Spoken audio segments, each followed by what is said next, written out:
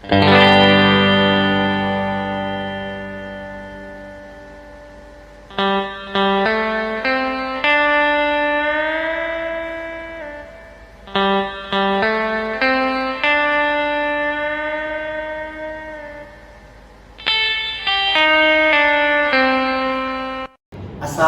warahmatullahi wabarakatuh.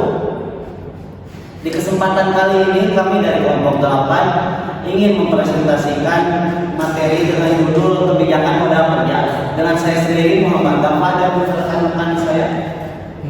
Nova Alfaridi, Tati Halida Fitria, Rahma Fadila. Oke, kita akan mulai presentasinya. Yang pertama saya akan menjelaskan tentang kebijakan modal kerja. Nah, modal kerja merupakan dana yang digunakan untuk kegiatan operasional sehari-hari. Nah, ini mencakup seluruh dana pendukung aktivitas jangka pendek seperti pembelian bahan baku, pembayaran gaji, dan biaya operasional rutin lainnya. Nah, pengelolaan yang tepat sangat krusial karena berkaitan langsung dengan kemampuan perusahaan untuk menjaga kelangsungan usahanya. Yang kedua, saya akan menjelaskan tentang mengenal modal kerja. Nah, secara umum modal kerja ini dibagi menjadi dua jenis. Yang pertama itu ada modal kerja kotor, yaitu gross. Nah, seluruh aset lancar yang dimiliki perusahaan seperti kas, piutang, dan persediaan.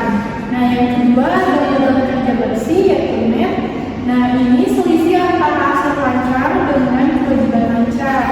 Nah, ini sangat penting karena menunjukkan kemampuan real perusahaan dalam memenuhi kebutuhan jangka pendeknya. Pengelolaan komponen ini berkaitan langsung dengan kegiatan perusahaan. Selanjutnya, trade-off likuiditas versus profitabilitas, yaitu pengelolaan modal kerja selalu menghadapi tarik ulur trade-off antara likuiditas dan profitabilitas. Fokus likuiditasnya menahan banyak aset lancar agar perusahaan sangat aman dari gagal bayar. Namun, tingkat profitabilitas cenderung menurun karena dana menjadi tidak produktif. Fokus profitabilitasnya yaitu menekan aset lancar untuk mengejar laba optimal. Sayangnya, risiko likuiditas akan meningkat sehingga perusahaan bisa kesulitan memenuhi utang jangka pendek. Selanjutnya, kebijakan konservatif, yaitu strategi yang sangat mengutamakan tingkat keamanan tinggi. Perusahaan mempertahankan kas, persediaan, dan piutang dalam jumlah besar.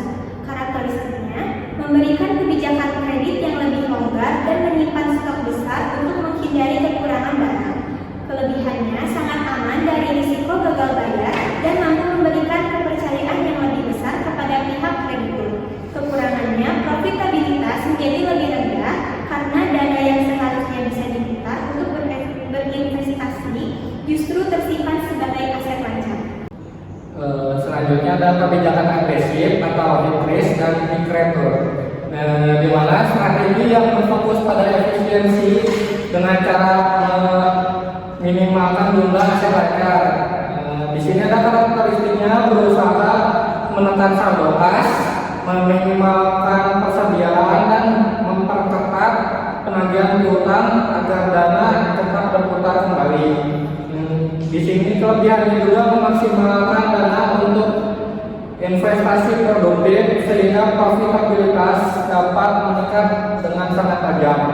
Kekurangannya yaitu risiko likuiditas sangat tinggi, sangat rawan gagal bayar jika ada keterlambatan pembayaran dari pelanggan atau kebutuhan mendadak. Selanjutnya ada kebijakan modern atau matching principle, kebijakan yang berusaha menciptakan keseimbangan antara tingkat keamanan atau likuiditas dan tingkat keuntungan atau profitabilitas.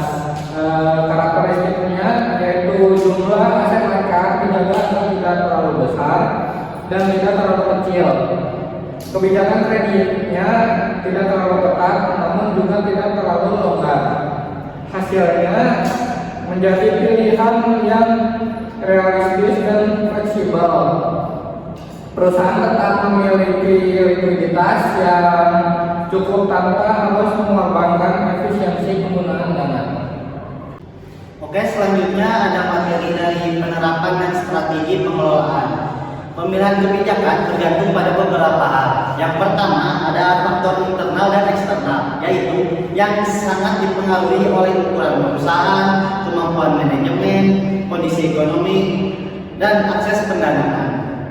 Untuk yang kedua ada strategi terintegrasi, yaitu kas, piutang, dan persediaan harus dikelola secara seimbang agar arus kas lancar dan operasional menjadi efisien.